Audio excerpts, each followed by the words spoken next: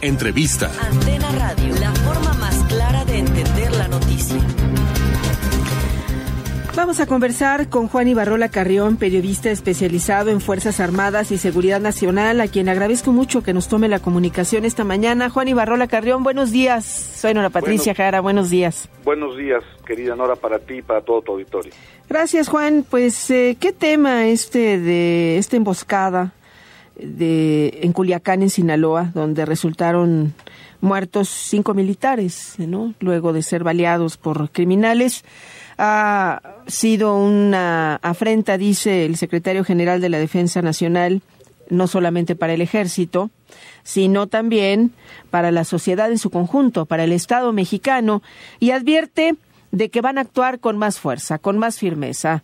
Dice que dentro del marco de la ley, pero esto ya se considera una advertencia en contra de los criminales. Juan, ¿cómo tomar las palabras del secretario de Salvador Cienfuegos? Yo creo que el mensaje del general Cienfuegos es claro, en el sentido de que nada puede estar por encima de la ley, nada sobre el Estado de Derecho y por supuesto nada sobre el Estado mexicano. A ver, y yo creo que es muy importante entenderlo así, Nora. Uh-huh. No es que el general secretario haya declarado la guerra o haya ido en una amenaza frontal a un grupo específico de la delincuencia en México, no. El secretario Salvador Cienfuegos está evidentemente afectado, como toda la familia militar, todas las Fuerzas Armadas en el país, soldados, marinos y pilotos, por lo que sucede, y sucede porque al final de cuentas, quien queda siempre desprotegido, vulnerable en materia de derechos humanos, en materia de señalamientos por el abuso o el uso de la fuerza, siempre son los soldados, siempre son los marinos, son los pilotos, y por eso hay una afectación, yo creo que en este sentido, insisto, no es una declaración de guerra a un grupo específico. La labor que ha desarrollado el ejército mexicano en los últimos años, en los últimos 10, 12 años, ha sido contundente en este combate a la delincuencia, que les tocó ahora a ellos la situación de la emboscada, sí. Nadie se debe de meter con los soldados, nadie se debe de meter con los marinos, Nora. Uh-huh. Y en este caso la delincuencia sabe que al hacerlo, por supuesto, va a haber una respuesta mucho mayor a la que comúnmente ya se tiene. Es decir, no es por esto que se van a redoblar esfuerzos en el tema de Sinaloa. No, van a ir a buscarlos y van a hacer que paguen. No hablamos de carnicería, hablamos de imponer la ley con este uso legal de la fuerza y de la violencia, que es la acción militar. Pero fue muy claro el mensaje, dices, no es una declaración de guerra a un grupo en específico, pero el secretario general dijo que las organizaciones criminales sepan que no descansaremos, y estoy parafraseándolo, ¿no?, prácticamente, ¿no? Así es, y así lo mencionó tal cual en su discurso, y creo que era oportuno, Nora, y vamos a verlo desde este punto de vista. Por supuesto que hay una posición frontal, contundente, a las organizaciones criminales, a todas. Sin embargo, imagínate tú la respuesta o el sentimiento social si un secretario de la Defensa ante una situación como este tipo no sale a fijar una postura, a fijar el sentir. Era necesario esto, Juan, era necesario salir, fijar esta postura. Hemos visto cómo han sido masacrados elementos del ejército mexicano en distintos puntos de la República Mexicana al momento de enfrentar a los grupos criminales, y no se ha dicho absolutamente nada sobre esto. Por eso creo que era importante en este momento que el general Cienfuegos, con ese liderazgo que mantiene hacia las Fuerzas Armadas, tomara esa voz y la alzara como la alzó, hasta la manera como se expresó de estos delincuentes, ¿no? Los que les llamó insanos, enfermos, criminales. Bestias, les llamó bestias. Y bueno, Nora, pues eso es lo que son estas personas, desafortunadamente.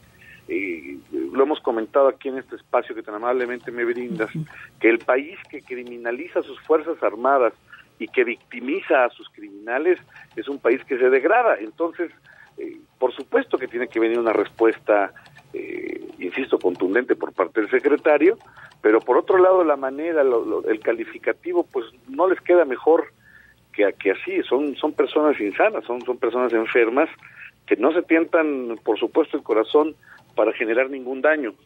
Ya lo hicieron, te doy un dato. De los 5 soldados que murieron, uno nace su bebé esta semana, su primer bebé. Entonces, son jóvenes los soldados mexicanos, al igual que muchos jóvenes en este país, que lo que están buscando es un bien para el país, un bien para México, y que desafortunadamente pues se tienen que enfrentar ante personas de esta naturaleza. ¿Qué está pasando en estos momentos que no tenemos sensibilidad, según tú? ¿Qué es lo que está pasando? ¿Por qué la sociedad, considerarías tú, no es tan sensible cuando se da noticias sobre muerte de militares y sí reacciona cuando son criminales los muertos? Y no solo eso, sino que se les defienden sus derechos humanos, digo, los tienen, evidentemente, nadie dice que no, pero a veces es por encima de las víctimas, y esto es un problema que tenemos. No es un problema de los activistas nada más, es un problema sistémico. Esto pasa con ministerios públicos, esto pasa ante jueces, pero hay efectos que ya me parece que estarían afectando al ejército, Juan. Totalmente, y no nada más al ejército, yo creo que también cuerpos policíacos como Policía Federal, algunas policías estatales, que no alcanzan a poder dimensionar lo que, como bien apuntas, es un Estado como el mexicano, que insiste en darle mucho mayor valor a lo que un delincuente puede hacer. ¿A qué me refiero?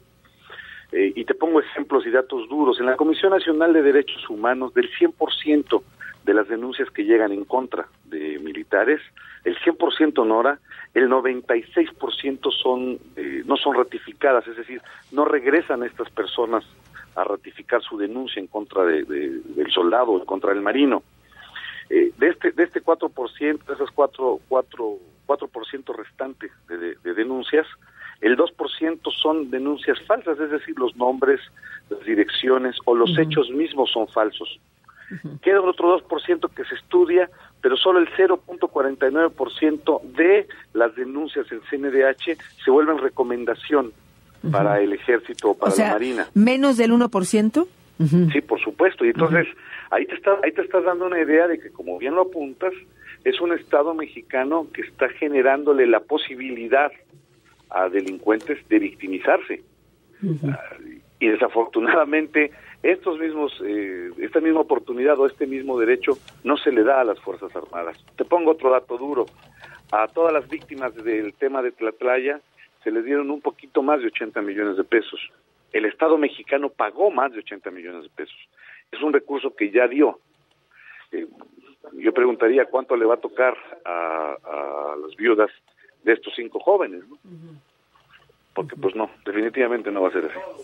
¿Cambia de alguna forma lo que pasó allá en Culiacán, Sinaloa, con respecto a lo que el ejército venía haciendo, sobre todo en el combate a la criminalidad? Hay que comprender que el ejército está haciendo un trabajo porque no tenemos policías capacitadas para ello. Y esto va a tardar, pues, muchos años, décadas tal vez. Yo no veo la solución, al menos inmediata, pero cambia a partir de los hechos de Culiacán y de esta emboscada, la estrategia del ejército. Digo, partiendo de lo que dijo el general Salvador Cienfuegos. No va a cambiar la estrategia, lo que sí es que se redoblan los esfuerzos para ir a detener a estas personas que lo hicieron. Ahora, el mensaje central de lo que pasó en Sinaloa, Nora, te lo comparto para ti, para tu auditorio, es el hecho de que ya estos grupos criminales son capaces de hacer ese efecto y ese daño a los soldados mexicanos. Y yo creo que ese es el punto que tenemos que tomar en cuenta. Pero pues esto lo habíamos visto ya en Jalisco también. Hemos visto cómo bajan helicópteros, lo hemos visto en Tamaulipas también. Desafortunadamente sí. Sin embargo, insisto, creo que el momento que está viviendo el país, un momento de sensibilidad, un momento donde se necesitan haber otro tipo de respuestas, es la razón por la que el secretario responde así, y es la razón por la que también no se va a quedar impune este tema. Insisto, no es de que sea la venganza. Tiene que haber una respuesta del Estado mexicano. Esto es una respuesta del Estado mexicano, Nora. No solamente del Ejército o no solamente de las Fuerzas Armadas.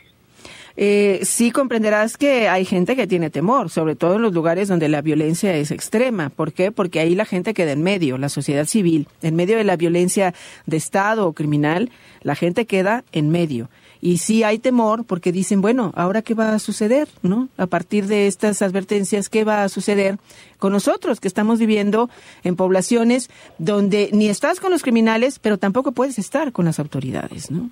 Así es. Sin embargo, yo creo que es importante tomar en cuenta que siguen siendo las Fuerzas Armadas la institución que mayor nivel de confianza tiene la población, y bueno, evidentemente yo no hablo por las Fuerzas Armadas.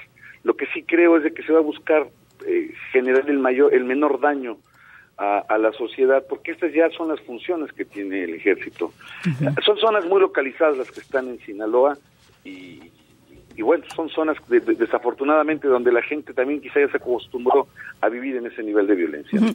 Yo te preguntaría por último, Juan, ¿qué es lo que hace falta para que el ejército pueda colaborar como lo hace? Uh-huh. Con respeto a la ley, pero también a los derechos humanos de todos y todas, porque no nada más hablamos de un grupo, sino de la sociedad, en el combate al crimen organizado. ¿Qué es lo que hace falta? Darle certeza jurídica a las uh-huh. Fuerzas Armadas, que no la tienen. Uh-huh. El Poder Legislativo, el Poder Judicial no ha querido trabajar en ese sentido. Insisto, es muy importante. Tenemos Fuerzas Armadas en la calle que no tienen la certeza jurídica para hacer el trabajo que están haciendo. Es una coadyuvancia, uh-huh. el término legal que son de la participación del Ejército, de la Marina. Sin embargo, esa certeza legal no la tienen, Nora. Uh-huh. Y yo creo que es por lo que habría que empezar. Pues esto lo hemos detenido demasiado tiempo, Juan, y ahora tenemos ya consecuencias. Hemos visto la solidaridad también de las Fuerzas Armadas en general, lo que decía el secretario de la Marina, Vidal Francisco Soberón Sanz, en el sentido de que respaldaba al ejército luego de este ataque, y bueno, pues se está cerrando filas por parte del Estado, y ahora pues tenemos que vivir en medio de una situación donde tenemos que replantear nuestras prioridades como sociedad.